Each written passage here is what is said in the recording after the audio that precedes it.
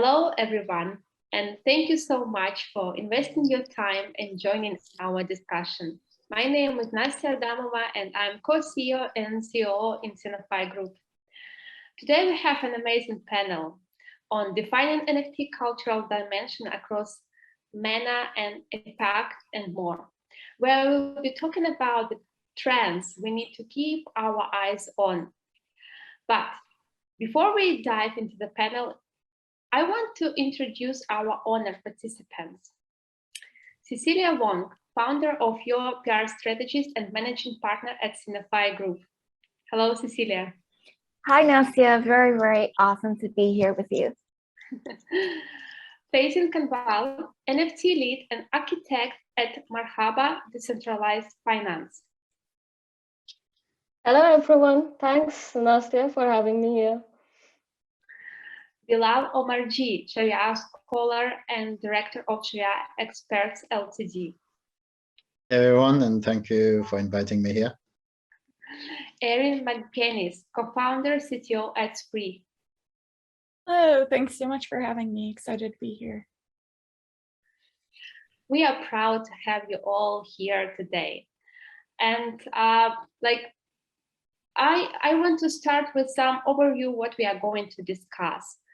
And among the main topics we are going to talk about, NFT trends in MENA, APAC, global NFT market, regulations and ethics across different cultures and regions, NFT as a tool to drive social impact, and the future of NFTs, global and local perspective.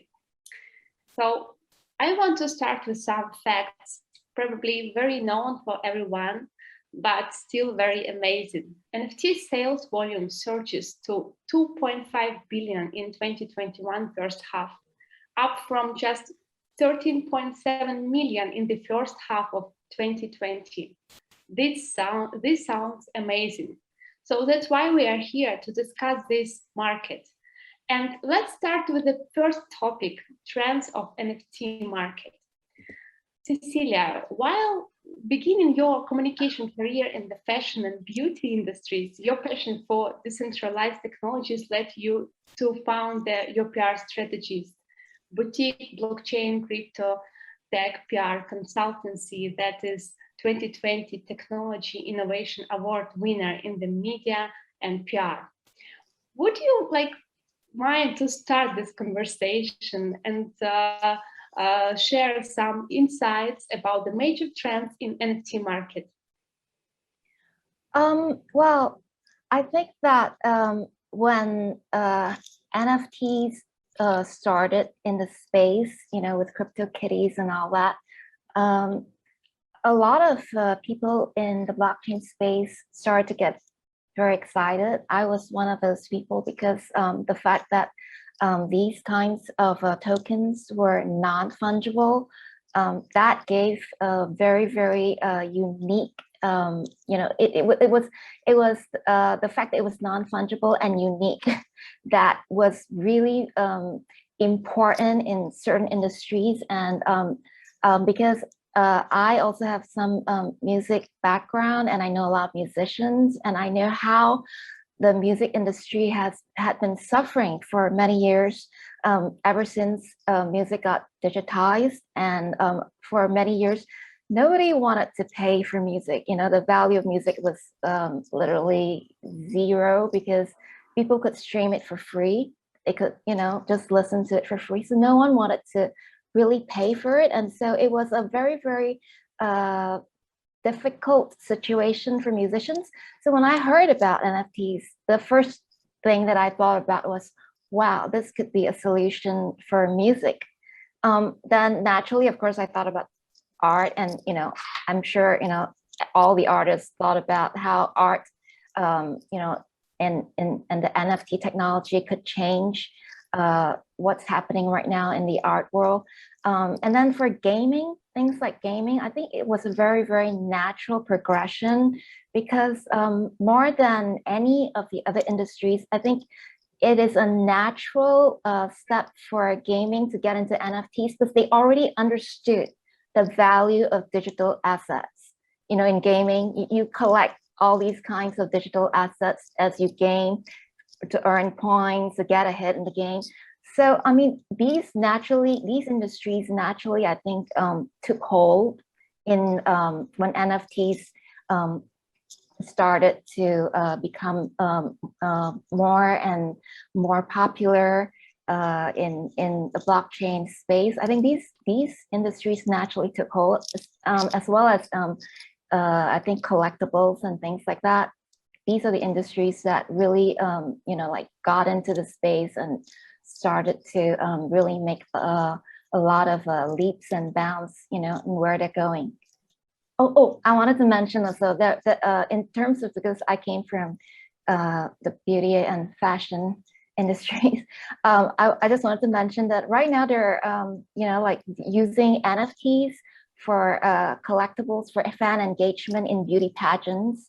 And I believe Miss Philippines, Miss Thailand right now, they're actually engaging NFT technology for fan engagement of the contestants in the competitions for 2021, the beauty pageants. So you see NFTs really going into all areas and all industries, Yeah, like I do agree with you. This is something in the early beginning now, but we already see the huge boost in markets like around us, and that's why like we need to catch up with this and to be aware of about all that is happening around. Absolutely. Also, we can't really talk about NFT and blockchain as a local market, as they have a global in nature. They're global in nature. So, but like the mission of our panel to try to distinguish some differences. And I want to ask Erin, as far as living and working in the US, you might have another perspective. So what is trending in the US? Yeah, so the NFT space is obviously moving very quickly. It's challenging, I think, to keep up with all the different collections and drops that are happening, all the new players and platforms coming into the space, because there's just so much movement that's happening, which is really exciting. A few different things that at least are being talked about a bit in the circles that I'm a part of are avatars, and different persona type profiles have been fairly popular recently. Different collections where people will then, whatever NFT that they got from that drop, they'll end up making those their profile pictures across other platforms as well. And I think that has been a point of entry for other people into the space, at least to start a conversation of what is your picture at minimum, to then dive in deeper into NFTs. I think it's created an opportunity for new, maybe younger people to start making a name for themselves. I don't think this is necessarily just localized to where I am, but I've seen quite a few examples all over the world as well, where younger people, teenagers, are able to make a decent income from different artwork that they're dropping as NFTs, and have these opportunities that maybe they wouldn't have had before, just due to the different structures of the systems we have in place to kind of keep people in different circles, I guess. So that's also really exciting, in my opinion, just that people now have this opportunity to step up and step in if they want to, and they're able to do so effectively. I think those are a couple of general trends that I'm seeing right now, in addition to the gamification of some different platforms that just create this engaging experience as well, to help people step into this space too.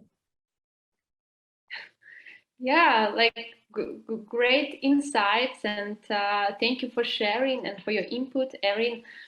like as far as like I also want to cover another part of the world, Asia, and specifically China. And in the past 2 months, Chinese social media and gaming giant Tencent has built an NFT purchase and collection app. E-commerce platform Alibaba sold 50 NFT mooncakes in a stunt to promote the metaverse product. At the same time, mining, trading, and exchanging crypto into fiat money is banned in China. So, like maybe like Cecilia, you're based in Singapore, the most like nearest place here. You can tell us a bit about the Chinese approach of developing the NFT ecosystem. Well, as most of us know, in the crypto space since 2017, China has been just banning, and I mean it's like a love-hate relationship.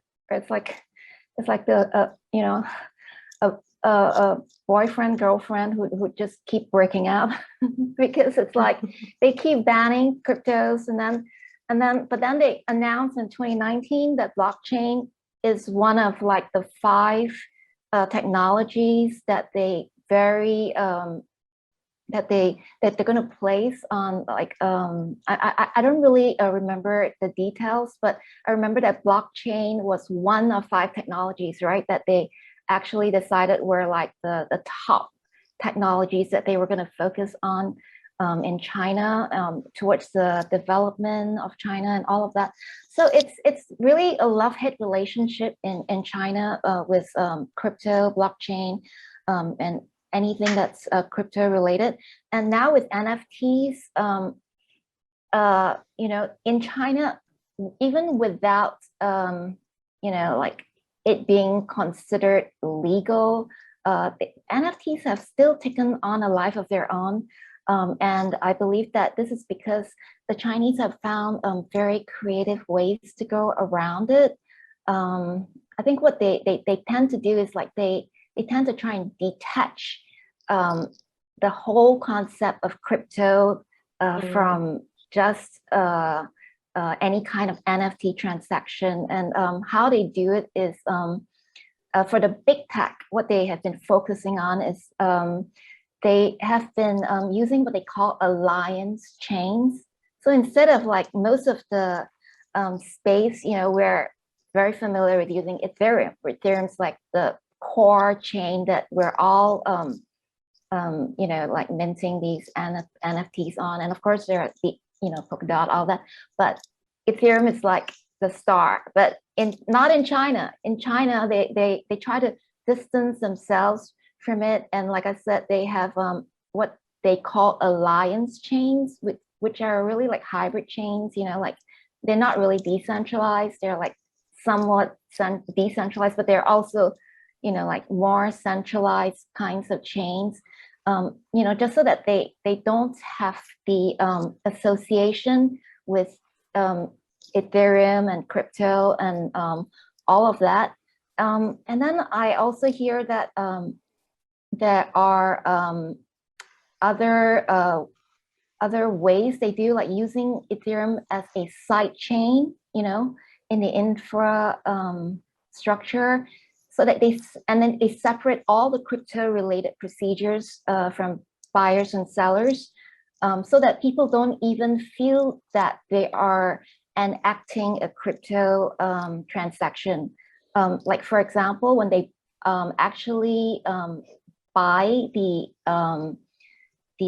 NFT, I think the artworks are priced in renminbi, RMB, and then the transactions are also made with non-crypto payments like bank cards, Alipay, WeChat Pay. So I think these are the ways that China, you know, China artists and anybody who's trying to, you know, like be in the NFT space, you know, they try to just go around regulations in China right now. Yeah, like they always find their own way how to deal with this.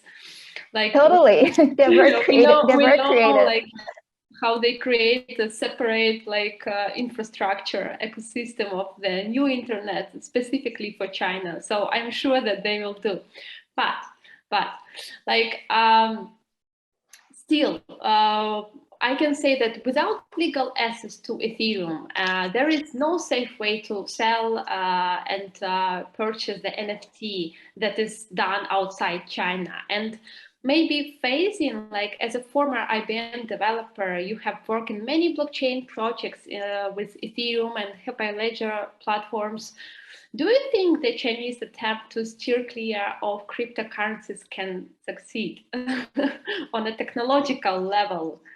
How we can separate NFT from cryptocurrencies? How do you see this from the development perspectives? From the yeah, I'm not muted. Okay. From the development perspective, I see blockchain as a technology, and cryptocurrency and NFT are the use cases. Mm-hmm. So I see NFT as a provenance system, establishing ownership to a certain digital asset or the real asset. And cryptocurrency is, again, that's economic, financial side of making money. I think they are different. Like if what the Chinese is doing, if you see NFTs, since they use the same technology, blockchain technology, and cryptocurrencies also use the same technology, and they are built on the same platform, we tend to combine them together. But I don't think they are the same thing. They are just, built on the same technology. You can still transact NFTs, buy or sell them using your fiat currencies. They can later be, swapped with the network token, whatever you are using. So yes, they can be different. Like Chinese are clever and they know what needs to be done. I appreciate their, roundabout way of using NFTs. Great, thank you for sharing. I know that you are one of the active participants of blockchain community in Australia, and probably you can share some things what is happening on the market now, and what is actually going on, like how government participate, or not participate in promoting this industry, and specifically NFT. Australian government is quite pro blockchain technology. I mean, they are trying very hard to push this technology, and they are trying hard for other industries to adopt this technology. And they have a roadmap. In fact, I don't think many countries have a blockchain roadmap, but Australia has a blockchain roadmap. And they have people working towards it, like in for the various industries to adopt this technology, for the education sectors to educate people on this technology, promoting education on blockchain technology. So, and even there are many regulations that are that have come up recently that facilitates crypto payments, how we pay the GST. That's been revised as when you pay in cryptos. So I see, and there are many companies, many startups that are sprinting out in Australian soil, and not just NFTs, but using NFTs as a provenance system and using it in real transactions, real assets. So yeah, I mean, I'm glad that so being a blockchain developer, at least I'm glad to be here and in Australia, which is so pro blockchain. country. Yeah. This is great. And you mentioned a very interesting point concerning the regulations. And this is another topic I also wanted, and let's move to it, because this is really amazing. And the regulation of the NFT industry is a very young, and the rules has been not defined yet. And and I know that one of our participants, Bilal, earned his business administration in banking and law. So maybe you can start with this topic and share your insights about the current situation with regulation of NFT globally and maybe locally. Well, regulation of the NFT is not really my area of expertise, but one thing I can talk about is the regulation of NFTs from an Islamic perspective, because that is going to be and it is actually being a very important area, especially for NFTs that are being developed in the MENA region or in other Islamic countries. And at the moment, the challenge that the Muslim community is facing around the world is whether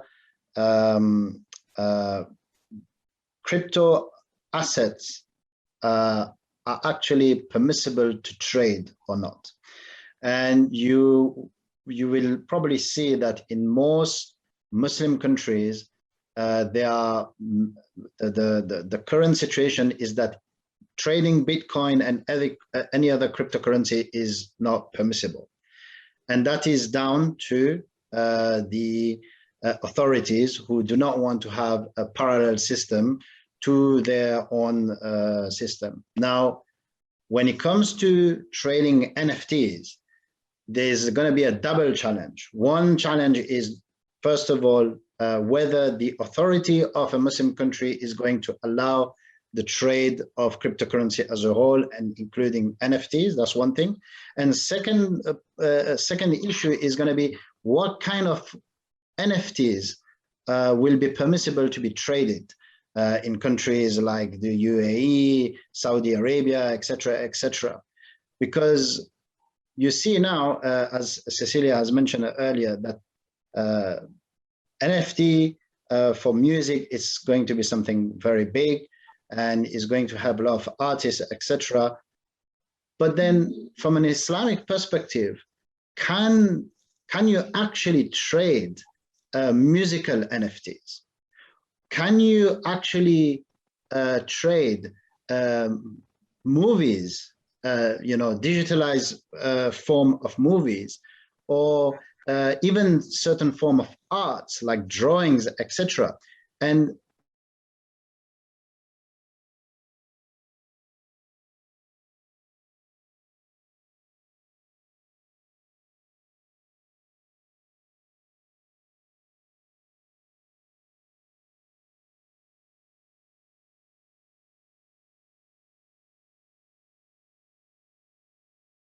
in these sort of countries, I don't think so.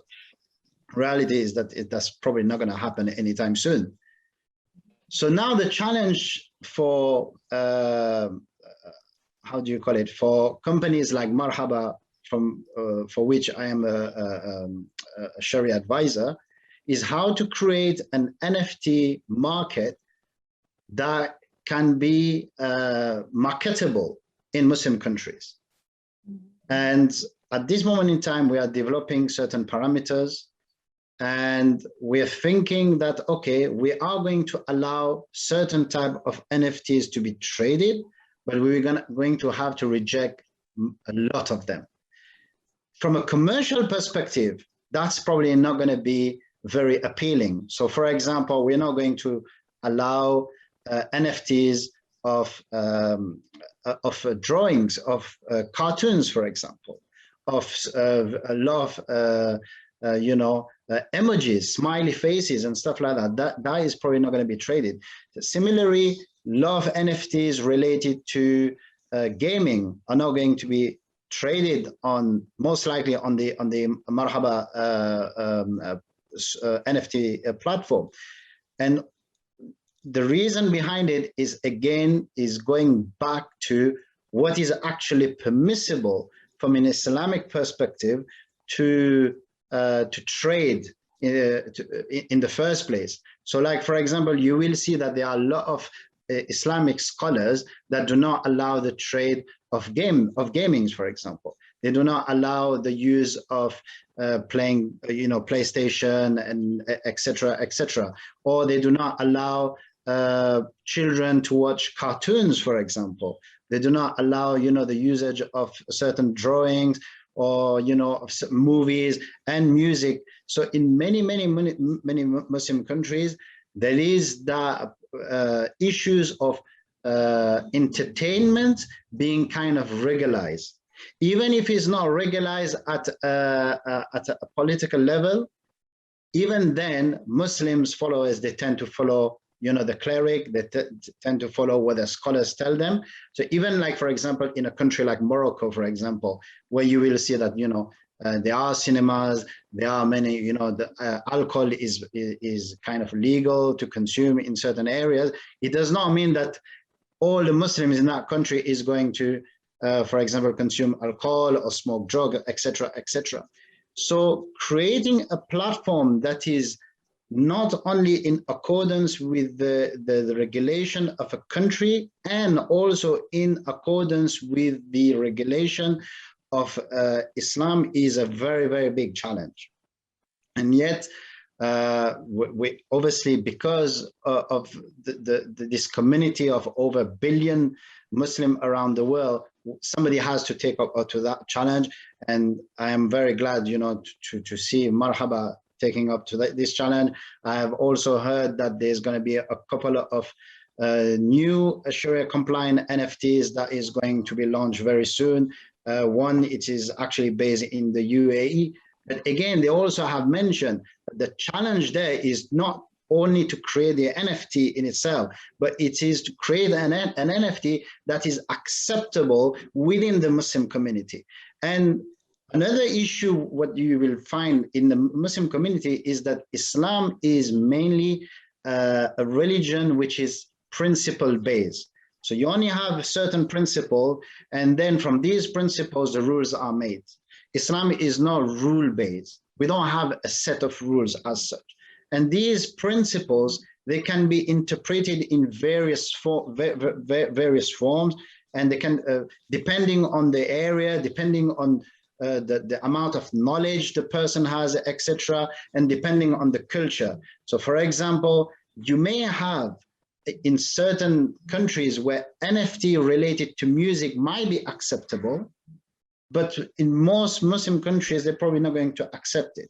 You may have in certain area where NFTs, future NFTs that is related to the photography of people, of human, of animals, might be acceptable, but they might not be acceptable in other parts of the Muslim world. And this is based on the various interpretations that you may have within the Islamic community. But again, for Marhaba at this stage, it's about creating a platform that is kind of inclusive of the majority of the Muslim followers. And then from there, as the NFT markets will develop, then, we can look at, how to probably change rules according to the market, according to the demand, etc., etc. Thank you, Bilal. It's I don't know that sounds. Can you hear me? Okay, I could okay hear now. Yeah. So thank you, Bilal. It's really interesting aspect you brought up, like specifically not just the regulation, but the ethical issues, and lots of social groups are not like included in the global finance system and NFT system too. And this kind of things, the like inclusion of these groups are one of the questionable topic that is need to be we need to find the solution for this. And I do believe that this is something we can see in the nearest future. But now what you're talking about is something like that is probably not existing, I mean, in general. And these cultural aspects and religion aspects should be applied to the to the infrastructure that is creating now. I would like also to ask Faizi, because she leads the development of NFT Marketplace, and maybe you can talk about some tools you use to protect your participants and maybe to make this inclusion real. I mean, we all know that like there are so many things that like in the not digital but physical world are not allowed to to be included in Muslims concerning the Muslim culture. But what about the digital marketplace? Are there something that can improve this, can help to to make this social inclusion, for example? Okay, actually, we will be having a Sharia board as the governance board.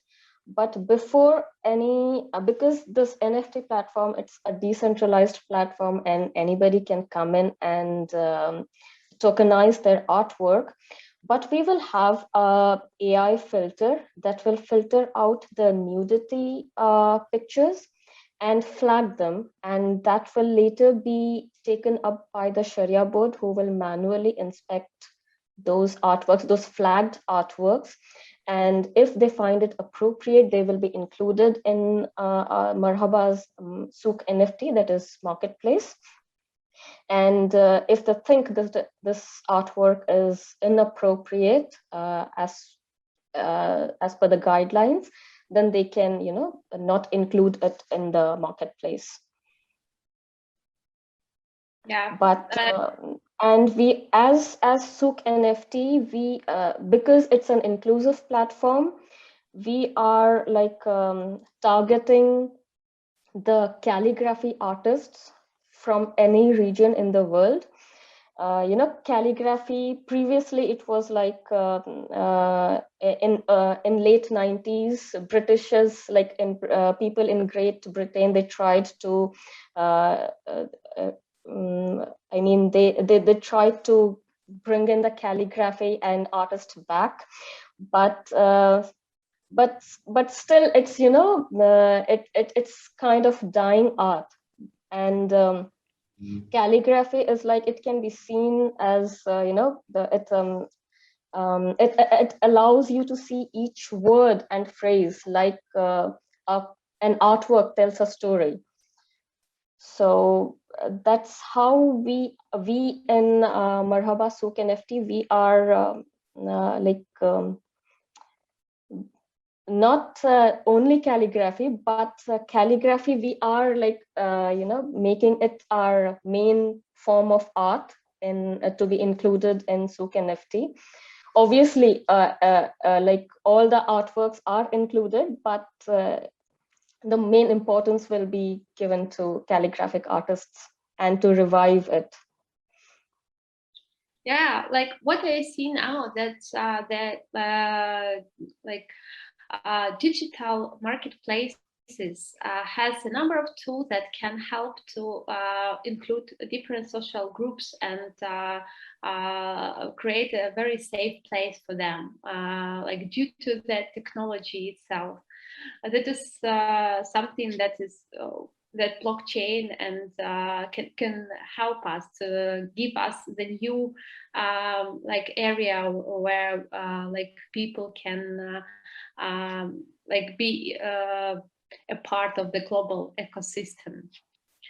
Yeah, this is great. And my question also concerning the regulation will be to Erin, because I know that the US market is really progressive in creating the new laws. So maybe you can share something that is happening now at the market that will influence the NFT. Definitely. So in the United States, there have been some different things put in place in relation to cryptocurrency, which has come out a bit more recently, maybe over the past year. And then as we are looking at NFTs, there's a lot of conversation happening right now at that governmental level, but no conclusive decisions made on kind of how NFTs and some of these different digital assets will be viewed from that type of taxation standpoint in particular. So I think there will be a lot more to come there in the upcoming months, but currently it's a lot of different conversations with a lot of different governmental leaders on opposing sides of the spectrum there. So lots of interesting conversations happening, but as it stands right now, there isn't really regulation in the NFT space at least kind of that top-down approach for where I am. Yeah, like sure. Like what I see that like the biggest challenge probably will be because the market is global, but the jurisdiction of governmental tools and rules are local. So this will be something that we need to figure out how it looks like in the future, because for now this is something. Very disputable, and probably we have to wait a little bit, because the market is far beyond the that government can create the infrastructure for this. Yeah, and not only just in the regulations for like NFTs per se, but the fact that the technology in NFT keeps on, it keeps going. And then a lot of the NFT collectibles, they're now algorithmically generated. So it's like generative art. So it adds more and more complications all the time. There's like another layer. So I think for regulations to actually start to take place, it's really going to take a while, because the technology is like moving forward and not stopping. So it's going to have to keep catching up.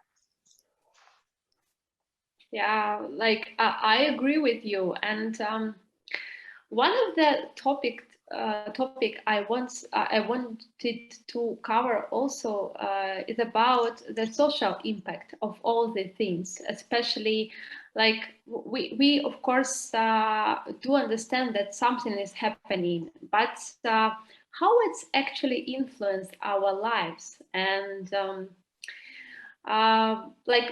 maybe I'm sure that you all have some kind of initiatives or programs that can be shared concerning the specific case studies on your markets. But maybe you can share something on this topic. For example, Erin, I know that you have been featured as one of the 25 under 25 rising tech leaders to watch. So you probably know that you already mentioned the youngest generation as a social group. Do you think that something can be helpful for the young generation, with this emerging technology boom in NFTs? Absolutely. I think right now there are definitely some younger Gen Z people in the NFT space, but as a whole, I think there's a huge opportunity for a major influx of more younger people to come into this space. As it stands right now, to to play in the NFT marketplaces. A lot of the different collections and different items that are dropped there are sometimes somewhat expensive, especially for a younger person that hasn't necessarily yet made a bunch of money in life.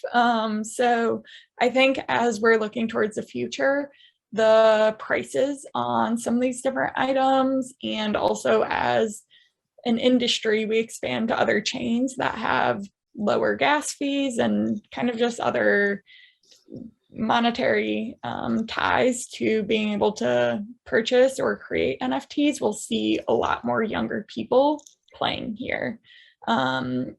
As we've, as an industry, begun to explore some of these other chains, I think there have been a lot of other use cases and conversations start to pop up in a more positive way as well, especially in relation to environmental factors, as some of these other chains are a bit more environmentally friendly just as they stand at the moment.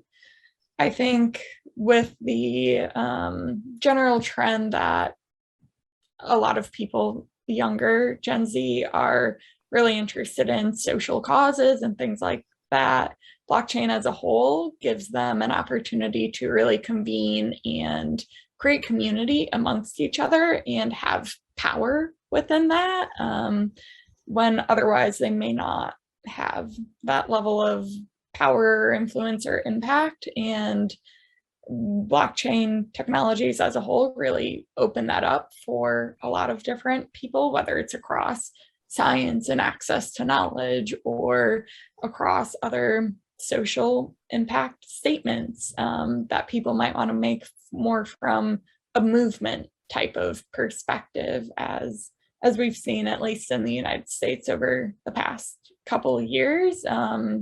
People have things to say, and NFTs really open up space to have some more of those conversations and invite other people into the conversation as well. So those are a few different things I'm kind of seeing in that space right now. But I think as NFTs continue to go more mainstream, more younger people start to join this space, we'll see a lot more conversation, I guess, and across this digital medium from that social impact perspective, because people can have a voice through these types of technologies. Yeah, like I can say that it's much more easy for younger people to adopt such technology than for people who work for a long time in a traditional market and they need to change. So yeah, this is a kind of opportunity for young people to create their own path and make something huge. So I do believe that's the future for young generation. So let's see. I also want to ask Bilal. So we have been talking a little bit about the financial inclusion and social inclusion of people with different religious backgrounds. So maybe you can share some initiatives, some programs in this specific area? I think in terms of inclusion, obviously, the way we want NFTs to be structured and sold on platforms such as Marhaba or any other Islamic platform is that, you know, we want obviously everybody to take part in it within these parameters that I mentioned earlier. And, you know, we don't look at who's creating the NFT. So the issue is not as such as who's creating the NFT. You can be anybody. You can be a Muslim, you can be a non-Muslim, you can be a man, a woman, a child, or an adult. Whoever is creating the NFT to sell it on an Islamic or Muslim platform, they are just welcome. The issue is mainly in the type of content that is going to be, allowed to be traded on these platforms. So I think that's quite a statement of inclusion, that we are open to everybody, irrespective of the gender or age, etc., etc. And as Erin has mentioned, as you mentioned as well, is that there is a huge opportunity, I think, for the younger generation, especially in poorer countries, in war-torn countries. I think this is an opportunity for the younger generation to maybe look away from violence, etc., and an opportunity for them to express themselves via these NFTs and to actually even make money. I mean, I think this summer there was in the UK, there was a 12-year-old boy who has been reported to have made nearly $400,000 US dollars by selling NFTs during the holidays. I mean, this is, this is probably unheard of before, So this is a huge opportunity for everyone, not just Muslim, but non-Muslim, Muslim and non-Muslim, and for everyone around the world, to create NFTs, to engage with them, to trade with them, and to have probably a more kind of outlook towards art in general. In many, I think before, there are certain places, there are certain communities who probably never really connected themselves to art. And I think NFTs it gives these people an opportunity, because sometimes art is seen as something that is more reserved for the elite, is more reserved for people who can actually go out and go to a museum. Most people probably would have never been to a museum of art. I don't even remember the last time I went to see art in a museum. But with the NFTs, an opportunity that comes into your home, right? So there is this opportunity to raise awareness in terms of art in a various form, and opportunity for people to actually express themselves, whether it's through art, whether it's through, I think in France recently 20 minutes. So 20 minutes is in France is how do you call it? Is a news platform which is quite famous, and they have tokenized, they have created an NFT of an article from their archive, and that's the first one that has been done in France. So we can see that with the NFTs, you can probably turn into a digital form probably anything and everything, and that is the opportunity that is going to, this is the type of opportunity that is going to make people inclusive to take part in this sort of project. Yeah, I really impressed by the impact that it can have on our society, and especially like creating some new opportunities for those who are have this desperate need. And the artist sphere is always was undervalued. I mean, there are very few artists that can that are paid really fair, but lots of them are I can say are far beyond from what they can receive on digital marketplaces.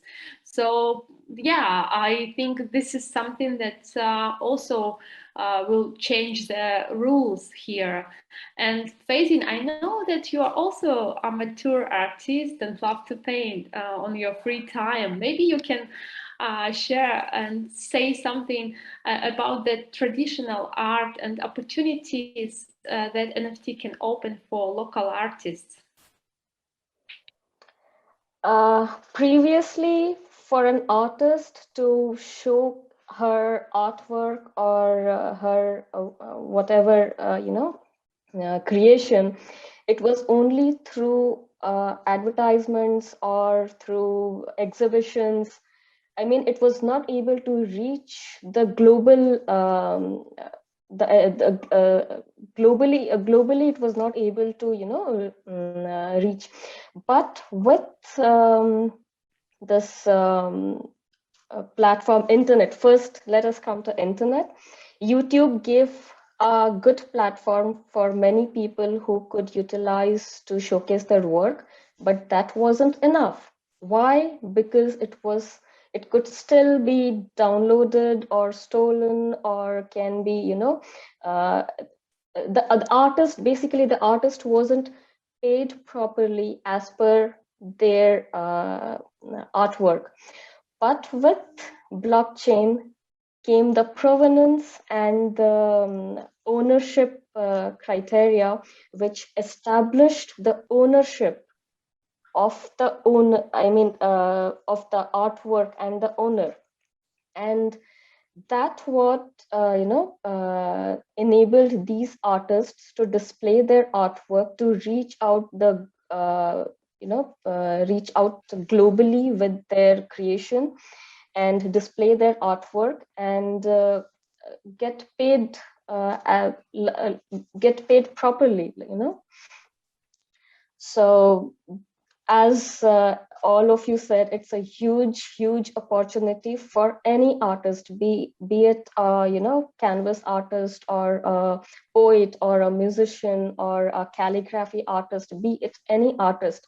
If that person has a talent, we can give them a platform. And the blockchain gives that potential, you know, it has the potential to reach globally.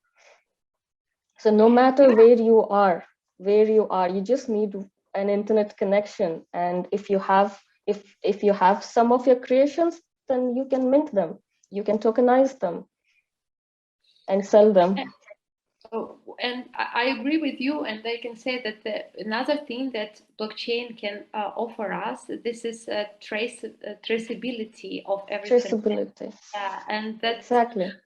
Every artist that has like sold something once before never received any other like royalties on the further sellers, and now this is possible because everything is transparent, and the blockchain exactly created such a great tool to see what is going on. And for artists, I think this is something huge, and this can change a lot. Absolutely. I mean, previously, if I sold one of my artwork, I cannot trace it, like whether it is sitting idle at somebody's home or whether that person has resold the painting for 10 times the price of the original. There's no way that I could know what happened to my painting or, you know, artwork. But with blockchain technology, I can actually trace where my painting is going, who has it now, who is selling it. And I can even set, many platforms have that facility to set a royalty amount. Like whenever my artwork is resold, I get a percentage of the sale, which is a huge bonus for any artist. You know, that's a type of passive income, which previously never existed. Yeah. Because I read it sorry. Yeah, go ahead. No, I was just going to say that it existed like in the music industries, you know, with royalty collection agencies. So they actually trace like, you know, like where tracks would go, where it's used, and then they collect royalties for artists. But, you know, with blockchain, it's one step even further.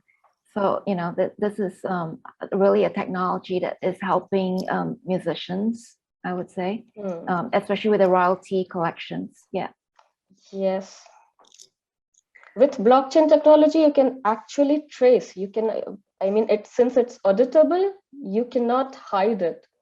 But without this, it's easy to, you know, tamper the data. Yeah, you can't play with their numbers. Exactly. Everything is transparent. Great, great. This is amazing how everyone can contribute to some social good due to new technology. And I hope to see more examples of how decentralized economy can help people in the future. And talking about the future, I would like to wrap up our panel with a discussion about the next milestones of the NFT market, and that can be observed in a year or so. Everyone is welcome to share. Like maybe Cecilia, you can start. Well, for me, I think that, the kind of growth that you've seen in the NFT market has a lot to do with the hype, and in a way, I would say that although I love everything that's happening in the space, the attention that it has brought to artists, musicians, people who were at some point sidelined by their industries, not getting paid what their works were worth. I was very happy that this came into the space. I would have to say that it has become a bit of a bubble in the way we see how a lot of hype has been taking over this industry. So for me, I foresee that at some point, all bubbles have to burst. I mean, even like I believe from March to April, there was already a bit of a slump in the average price of NFTs. I remember reading it was like a 60% slump. Not that NFTs are going to stop in any way, but I think they're going to keep continuing because this is a technology that has utility, and it is really working out for artists. But I would say that the kind of hype that we've been seeing in the space at some points might, die down a little bit. And the other thing that I would probably say is that we're going to be looking more towards real commercial utility. So I've actually come across projects where, actually there's a project, JackCoin, where they have an NFT viewer, which is able to provide you like even more information and data on the different NFTs than a platform like OpenSea or Rarible or Mintable or any of the platforms right now. Right now, I would say that if you're able to provide a better user interface, better user experience for people who are transacting NFTs, that is going to be that will be I would say the difference between Apple and a PC, or I mean, if that comparison is still valid, but it used to be valid for a long time. But yeah, I would say that these are the kinds of trends, I would say, or I see it going this way. Yeah, if people are able to provide better platforms, marketplaces that offer more, the user experience improves for the NFT users. I think this would be a very, very important way going forward. This is a nice future. I like it. Does anyone have anything to add, like share, please? I think, like Cecilia said, it's a hype, it's a bubble. Then I would like this bubble to burst, because the real potential of NFT is huge, and I think this has not been utilized so far. And I want from the technical point of view, I want I want this potential to be utilized in various sectors. That's from me. No, I totally agree. I totally agree. You know, when the bubble bursts is when you actually see the real value. And this is what we saw. Exactly. Yeah, in the crypto space. When the bubble burst, you saw the projects that had real utility, real value, as opposed to the hype projects. Absolutely. Absolutely. Totally agree, I Faisal. agree. Maybe Erin, Bilal, you want to add something? Sure. So I think just building off of that, I think there's this massive opportunity in Web3 and blockchain and NFTs for previously what we had seen of division across different sectors and industries, that division being broken down and can all exist within the same ecosystem using these types of technologies. So just kind of that intersection between gaming and art and real estate and social interactions. And I think as that merging of different spaces happens, we'll also continue to see a trend in social interactions and community really being this centralizing force within it. We're already starting to see just the importance of community across some of these different collections and different DAOs that have been formed that have a bit more utility or other benefits connected to it. So I think as some of the structures that have been continue to break down, whether that's from a technological standpoint of view or whether that's from a more social construct perspective, I think we'll really see community social interactions start to rise up more, and this opportunity to have a lot more exploration and connection across different people, different spaces, different art forms, and all of these different industries that we've never really had before across the world in general. So I'm really excited kind of for that breakdown to then allow for this new, more connected foundation to really be that cornerstone of how our society functions and runs. Yeah, I'm really excited about the merging actually as well. You know, the merging of the art forms.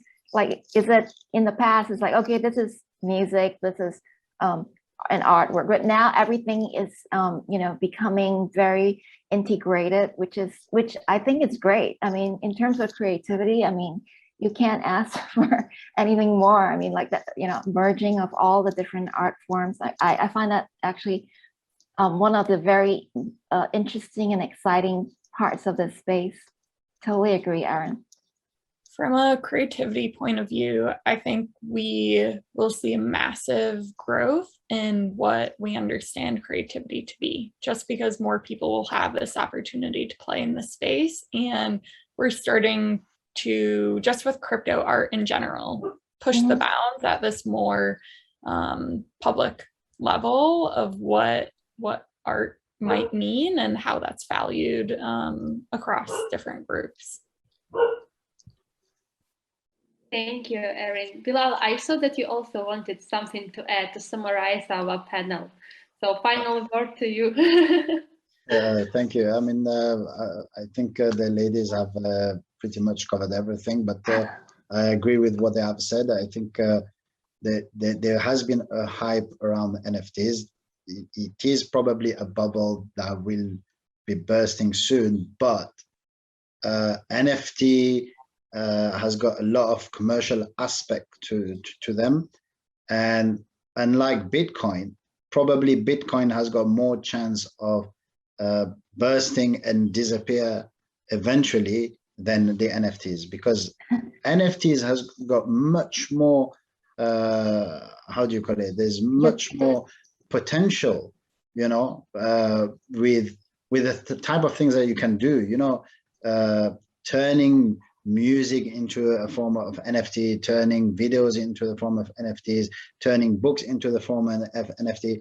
I think was it yesterday or something, they've sold the girl, it's a picture of a girl the girl into a disaster or something like that. It's a picture of a little girl, and then I think there's a house burning at the back. And that picture was sold for millions of pounds. This is not speculation. We're not talking about speculation like we have been seeing in Bitcoin. This is actual arts and wealth that people are actually after. So even though that the hype might die out kind of thing probably soon, NFTs are probably going to stay for a very, very long time. Totally. Yeah. Thank you. Thank you very much. Today we had a great chance to hear like major aspects of NFT from different perspectives, and I would like to thank you for thank you all for your participation and insights you shared. And I'm really looking forward to seeing you soon on the next event. So I hope we will have more and more things to share in the nearest future. Like the area is so dynamic, so there are always something to tell about. So thank you very much. Thank you so much, Nastya. It was a pleasure to be Thanks, here. Nastya. Yeah, Thank you. thanks, Nastya. Thanks, everyone. It was a pleasure talking and listening to all of you.